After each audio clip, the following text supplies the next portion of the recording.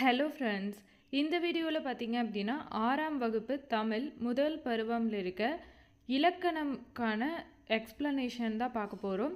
So first பாருங்கள், இயல் ஒன்றில் இருக்க இலக்கணம் தமிழ் எழுத்துக்களின் வகையும் தொகையும் கொடுத்துருக்காங்க. ஸோ இதில் ஃபஸ்ட்டு பேரால் பார்த்தீங்க அப்படின்னா எதுவும் நம்ம படிக்க வேண்டியதில்லை, ஜஸ்ட் ரீட் பண்ணிக்கலாம். உலகில் உள்ள ஒவ்வொரு பொருளையும் மனிதன் உற்று நோக்கினான், அவற்றின் இயல்புகளை அறிந்து கொண்டான், இவ்வாறே மொழியையும் ஆழ்ந்து கவனித்தான். மொழியை எவ்வாறு பேசவும் எழுதவும் வேண்டும் என்பதை வரையறை செய்தான். அந்த வரையறைகளே இலக்கணம் எனப்படும். ஒரு மொழி அப்படிங்கிறத எப்படி பேசணும் எழுதணும் அப்படிங்கிறத மனிதன் வரையறை செய்தான். அந்த வரையறைக்கு பெயர் தான் இலக்கணம் அப்படின்னு சொல்கிறாங்க. ஸோ நம்மளுடைய தமிழ் இலக்கணம் 5 வகைப்படும். நம்மளுடைய தமிழ் இலக்கணம் எத்தனை வகைப்படும்னா 5 வகைப்படும். அது என்னன்னு பார்த்தீங்கன்னா, எழுத்து, சொல், பொருள், யாப்பு, அணின்னு சொல்லிட்டு தமிழ் இலக்கணம் 5 வகைப்படும். அதில் ஃபர்ஸ்ட் ஒன் பாருங்கள், எழுத்து அப்படிங்கிறது என்னன்னா, ஒரு ஒலி வடிவமாக எழுப்பப்படுறது. அதாவது ஒலி வடிவமாக நம்ம பேசப்படுறோம் இல்லையா, அதுதான் ஒலி வடிவமாக எழுப்பப்படுவதும் வரி வடிவமாக எழுதப்படுவதும். எழுதும்போது நம்ம எப்படி எழுதுகிறோம்? வரி வடிவத்தில் எழுதுகிறோம். பேசும்போது ஒலி வடிவத்தில் பேசுகிறோம். ஸோ இதை தான் நம்ம எழுத்து அப்படின்னு சொல்கிறோம். ஸோ இதில் ஃபஸ்ட்டு பார்த்தோம் அப்படின்னா உயிரெழுத்துக்கள் அப்படிங்கிறது நம்ம அ இ சொல்கிறோம் இல்லையா, அந்த 12 எழுத்துக்கள் தான் உயிரெழுத்துக்கள் அப்படின்னு சொல்கிறோம். ஓகேங்களா? உயிருக்கு முதன்மையானது என்ன அப்படின்னு பார்த்தோம்னா காற்று இல்லாமல் நம்மளால் உயிர் வாழ முடியாது. அதே மாதிரி தான் தமிழ் எழுத்துக்களில் உயிரெழுத்துக்கள் இல்லாமல் எழுத்துக்கள் பிறக்காது. இயல்பாக காற்று வெளிப்படும் போது உயிரெழுத்துக்கள் பிறக்கிறது. அது எது மூலமாக அப்படின்னு பார்த்தோன்னா, வாயை திறக்கிறது மூலமாக, உதடுகளை விரித்தல் மூலமாக, உதடுகளை குவித்தல் மூலமாக, இந்த மாதிரி எளிமையான செயல்பாடுகள் மூலமாக தான் ஆளிருந்து அவ்வரைக்கு இருக்கிற 12 உயிரெழுத்துக்களும் பிறக்கிறது அப்படின்னு சொல்கிறாங்க. ஓகேங்களா? ஸோ உயிரெழுத்துக்கள் எத்தனை அப்படின்னு கேட்டால் 12 எழுத்துக்கள், ஆளிருந்து அவ்வரைக்கு இருக்கிற எழுத்துக்கள். இது வாயை திறத்தல் மூலமாகவும், உதடுகளை விரித்தல் மூலமாகவும், உதடுகளை குவித்தல் மூலமாகவும் பிறக்கின்றது. உயிருக்கு முதன்மையாக எப்படி காற்று இருக்கோ, அந்த காற்று இயல்பாக வெளிப்படும் போது தான் உயிரெழுத்துக்கள் அப்படிங்கிறது பிறக்கிறது.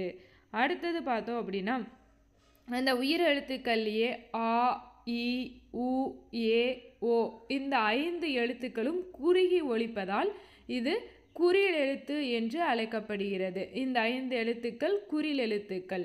அதுவே ஆ, இ, உ, ஏ, ஐ, ஓ, ஔ இந்த 7 எழுத்துக்கள் நீண்டு ஒலிப்பதால் இது நெடில் எழுத்து அப்படின்னு சொல்லப்படுது. ஸோ உயிரெழுத்துக்கள் மொத்தமாக 12 இருக்குது. அதில் 5 எழுத்துக்கள் குறில் எழுத்துக்கள், 7 எழுத்துக்கள் நெடில் எழுத்துக்கள். அடுத்தது, ஸோ அதுதான் இங்கே கொடுத்துருக்காங்க. குறுகி ஒலிக்கும் எழுத்துக்கள் குறில் எழுத்துக்கள், நீண்டு ஒலிக்கும் எழுத்துக்கள் நெடில் எழுத்துக்கள். அது என்னென்ன அப்படிங்கிறது கொடுத்துருக்காங்க. அடுத்தது பாருங்கள், ஒவ்வொரு எழுத்தையும் உச்சரிப்பதற்கு கால அளவு உண்டு. இப்போ குறில் எழுத்தை உச்சரிக்கணும் அப்படின்னா அதுக்கு ஒரு கால அளவு இருக்குது. நெடில் எழுத்தை உச்சரிக்கணும் அப்படின்னா அதுக்கு ஒரு கால அளவு இருக்குது. அதை தான் மாத்திரை அப்படின்னு சொல்லுவாங்க. எழுத்தை உச்சரிக்க எடுத்துக்கொள்ளும் கால அளவை கொண்டு குறில் நெடில் என வகைப்படுத்துகிறோம். சரிங்களா? ஸோ அதையே ஒழிக்கிறதுக்கு பயன்படுறது தான் மாத்திரை அப்படின்னு சொல்கிறாங்க. மாத்திரை என்பது இங்கு கால அளவை குறிக்கிறது. ஒரு மாத்திரை என்பது ஒரு முறை கண் இமைக்கவோ ஒரு முறை கை நொடிக்கவோ ஆகும் கால அளவு தான் மாத்திரை அப்படின்னு சொல்கிறாங்க. மாத்திரை என்பது கால அளவை குறிப்பது. ஒரு மாத்திரை அப்படின்னு சொல்லிட்டு நம்ம எதை சொல்கிறோம் அப்படின்னா, ஒரு முறை கண் இமைக்கிறதுக்கும் ஒரு முறை கை நொடிக்கிறதுக்கும் எடுக்கிற கால அளவு தான் மாத்திரைன்னு சொல்கிறோம். சரிங்களா? இதில் குறில் எழுத்தை ஒலிக்கும் கால அளவுனா ஒரு மாத்திரை, நெடில் எழுத்தை ஒலிக்கும் கால அளவு அப்படின்னா 2 மாத்திரை. அடுத்தது பாருங்க, மெய் எழுத்துக்கள். மெய் என்பது உடம்பு அப்படின்னு சொல்லிட்டு பொருள்படும். மெய் என்பதன் பொருள் உடம்பு. மெய் எழுத்துக்களை ஒலிக்க உடல் இயக்கத்தின் பங்கு இன்றியமையாது. உயிர் எழுத்துக்கு காற்று, மெய் எழுத்துக்கு உடல் இயக்கத்தோட பங்கு அப்படிங்கிறது முக்கியமானதாக இருக்குது. ஸோ மெய்யெழுத்துன்னு நம்ம எதை சொல்கிறோன்னா, இக்கு இங்கு இச்சிலிருந்து இற்று இன்னு வரைக்கும் இருக்கிற 18 எழுத்துக்கள் தான் நம்ம மெய்யெழுத்து அப்படின்னு சொல்கிறோம். ஸோ இந்த மெய்யெழுத்துக்களை பார்த்தோம் அப்படின்னா 3 வகைகளாக பிரிக்கலாம். அது என்னென்ன அப்படின்னா, வல்லினம், மெல்லினம், இடையினம்.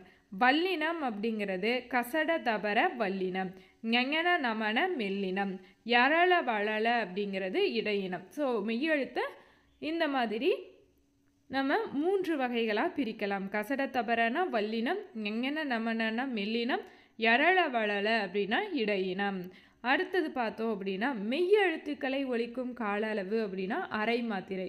மெய்யெழுத்துக்கும் ஆயுத எழுத்துக்கும் மாத்திரை அளவு அப்படிங்கிறது அரை மாத்திரையாக வரும். சரிங்களா? குறில் எழுத்துக்கு 1 மாத்திரை, நெடில் எழுத்துக்கு 2 மாத்திரை. இதை மட்டும் நம்ம மறக்கக்கூடாது மாத்திரைகளில். அடுத்தது பாருங்கள், இந்த கசட தபர அப்படிங்கிறது வன்மையாக ஒலிக்கிறதுனால அது வல்லினம் அப்படின்னும், ஞஞன நமன அப்படிங்கிறது மென்மையாக ஒலிக்கிறதுனால மெல்லினம் அப்படின்னும், யரள வளல அப்படிங்கிறது வன்மையாகவும் இல்லாமல் மென்மையாகவும் இல்லாமல் ரெண்டுக்கு இடைப்பட்டு ஒலிக்கிறதுனால அதையே இடையினம் அப்படின்னும் பெயர் வச்சுருக்காங்க. அடுத்தது பாருங்கள், உயிர்மெய். உயிர்மெய் அப்படின்னு சொல்லி எடுத்தோம்னா மெய்யெழுத்துக்கள் 18ஓட உயிரெழுத்துக்கள் 12 சேர்றதுனால மொத்தமாக 216 எழுத்துக்கள் பிறக்கும். அந்த 216 எழுத்துக்கள் தான் நம்ம உயிர்மெய் அப்படின்னு சொல்லி சொல்கிறோம். இப்போ எக்ஸாம்பிள், இக்கு அப்படிங்கிற மெய்யெழுத்தோட ஆ அப்படிங்கிற உயிரெழுத்து சேரும் பொழுது கா அப்படிங்கிற உயிர்மெய் எழுத்து பிறக்குது. இப்போ உயிர்மெய் எழுத்து அப்படிங்கிறது என்னென்னா காங்கா சாலிருந்து கௌ வரைக்கும் வர்ற எழுத்துக்கள் தான் வந்து உயிர்மெய் எழுத்துக்கள் அப்படின்னு சொல்லுவோம். அந்த உயிர்மெய் எழுத்துக்கள் எப்படி பிறக்குது அப்படின்னா மெய்யெழுத்துக்கள் 18ஓட உயிரெழுத்துக்கள் 12 எழுத்துக்கள் சேர்றதுனால 216 உயிர்மெய் எழுத்துக்கள் பிறக்குது. இப்போ பார்த்தீங்கன்னா இச்சு கூட்டல் ஆ அப்படிங்கிறது சேரும் பொழுது உங்களுக்கு சா அப்படிங்கிற உயிர்மெய் எழுத்து கிடைக்கும். இந்த மாதிரி. அடுத்தது பார்த்தோம் அப்படின்னா மெய்யுடன் உயிர்குறில் சேர்ந்தால் உயிர்மெய் குறில் தோன்றுகிறது. மெய்யெழுத்து இருக்குது அப்படின்னா அந்த மெய்யெழுத்தோட உயிர்குறில், இப்போ இக்கு அப்படிங்கிற மெய்யெழுத்தோட உயிர்குறில் அப்படின்னா அந்த 5 எழுத்துக்கள் குறில் எழுத்துக்கள் பார்த்தோம் இல்லையா, ஆ இ உ ஏ ஓ அந்த மாதிரி 5 உயிர்குறில் பார்த்தோம் இல்லையா, அந்த உயிர்குறில் எழுத்துக்கள் சேரும்போது நம்மளுக்கு உயிர்மெய் குறில் கிடைக்கும். அதுவே மெய்யோட உயிர் நெடில் சேர்ந்துச்சு அப்படின்னா நம்மளுக்கு உயிர்மெய் நெடில் எழுத்து தோன்றுது அப்படின்னு சொல்கிறாங்க. ஆகவே உயிர்மெய் எழுத்துக்களையும் உயிர்மெய் குறில் உயிர்மெய் நெடில்னு சொல்லிட்டு 2 வகையாக பிரிக்கலாம். உயிர்மெய் எழுத்துக்களையும் உயிர்மெய் குறில் உயிர்மெய் நெடில்னு உயிர் எழுத்து மாதிரியே பிரிக்க முடியும். அப்போ உயிர்மெய் குறில் அப்படின்னா இந்த காங்கா சா ஞா டா இதெல்லாம் வந்து உயிர்மெய் குறில். உயிர்மெய் நெடில்னா கா சா நா அந்த மாதிரி வர்றதெல்லாம் வந்து உயிர்மெய் நெடில் அப்படின்னு சொல்லி சொல்லுவோம். ஓகேங்களா? அடுத்து ஆயுத எழுத்து. ஆயுத எழுத்து அப்படின்னு சொல்லி எடுத்தோன்னா ஆயுத எழுத்தோட மாத்திரை அளவும் அரை மாத்திரை, மெய்யெழுத்தோட மாத்திரை அளவும் அரை மாத்திரை தான். தமிழ் மொழியில் உயிர்மெய் எழுத்துக்கள் தவிர தனி எழுத்து ஒன்றும் உள்ளது. அதுதான் அக் அப்படிங்கிற ஆயுத எழுத்து. ஆயுத எழுத்து அப்படிங்கிறது என்ன? அக் அப்படிங்கிறதா ஆயுத எழுத்து அப்படின்னு சொல்லி சொல்லுவோம். ஓகேங்களா? இவ்வளோதான் இந்த ஃபஸ்ட்டு இலக்கணமில் இருக்குது, இயல் 1ல். அடுத்தது இங்கே பாருங்கள், கபிலர் அப்படிங்கிற வார்த்தையோட மாத்திரை அளவு என்னன்னு கேட்டால் 3½ மாத்திரை அப்படின்னு சொல்லுவோம். எப்படின்னு பார்த்தோன்னா இங்கே கா அப்படிங்கிறது குறில் எழுத்து, குறில் எழுத்தோட மாத்திரை அளவு 1. பி அப்படிங்கிறதும் இங்கே குறில் எழுத்து, அதோட மாத்திரை அளவும் 1. லாங்கிறதும் குறில் எழுத்து, அதோட மாத்திரை அளவும் 1. இர் அப்படிங்கிறது மெய்யெழுத்து, மெய்யெழுத்தோட மாத்திரை அளவு அரை மாத்திரை. அப்போ இதை எல்லாத்தையும் கூட்டும்போது நம்மளுக்கு 3½ மாத்திரை அளவு கிடைக்கும். அப்போ கபிலர் என்ற வார்த்தையின் மாத்திரை அளவு அப்படின்னா 3½ மாத்திரை. கபிலர் என்ற வார்த்தையில் இரு என்ற மாத்திரை அளவுன்னு கேட்டால் இர் அப்படிங்கிறது மெய்யெழுத்து, அதனால் அரை மாத்திரை அப்படின்னு மட்டும் எழுதுனா நம்ம போதுமானது. அடுத்து இதோட புக் பேக் பாருங்கள். உயிரெழுத்தில் தொடங்கும் 2 மாத்திரை அளவுள்ள சொல். உயிரெழுத்தில் தொடங்கும் அது ஆங்கிறது உயிரெழுத்து, உயிரெழுத்தில் தொடங்குது. அது இது எது இந்த மாதிரி இருக்கிறது எல்லாமே சொல்லலாம். இங்கே ஆங்கிறது குறில் எழுத்து, இதோட மாத்திரை அளவு 1 இருக்கும். தூ அப்படிங்கிறதும் குறில் எழுத்து, அப்போ இதோட மாத்திரை அளவும் 1 இருக்கும். இப்போ கூட்டும் பொழுது 2 மாத்திரை அளவு. ஸோ இந்த மாதிரி சொற்கள் எல்லாம் சொல்லலாம். அடுத்தது 2 மாத்திரை அளவுள்ள ஓரெழுத்து சொல். 2 மாத்திரைனா நெடில் எழுத்தாக தான் இருக்கணும், ஓர் எழுத்து சொல்ல வரணும். அப்போ கோ அப்படின்னு சொல்லலாம். கோ அப்படின்னா அரசன் அப்படிங்கிறது பொருள். அப்போ கோ அப்படிங்கிறது ஓரெழுத்து சொல்.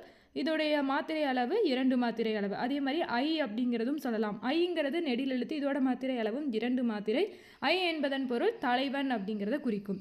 அடுத்து ஆயுத எழுத்து இடம்பெறும் 2½ மாத்திரை அளவுள்ள சொல் அஃது அப்படின்னு சொல்லலாம். ஆங்கிறது குறில் எழுத்து, அதோட மாத்திரை அளவு 1. அக் அப்படிங்கிறது ஆயுத எழுத்து, அதோட மாத்திரை அளவு அரை மாத்திரை. தூங்கிறது குறில் எழுத்து 1 மாத்திரை அளவு. அப்போ இது எல்லாத்தையும் கூட்டும் பொழுது நம்மளுக்கு 2½ மாத்திரை அளவு கிடைக்கும்.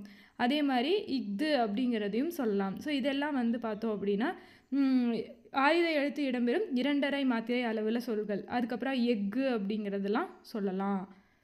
ஓகே, இதோட பார்த்தீங்க அப்படின்னா இயல் 1ல் இருக்க இலக்கண லெசன் ஃபுல்லாக நம்ம பார்த்துட்டோம். அடுத்த வீடியோவில் இயல் 2க்கு பார்க்கலாம். தேங்க்யூ.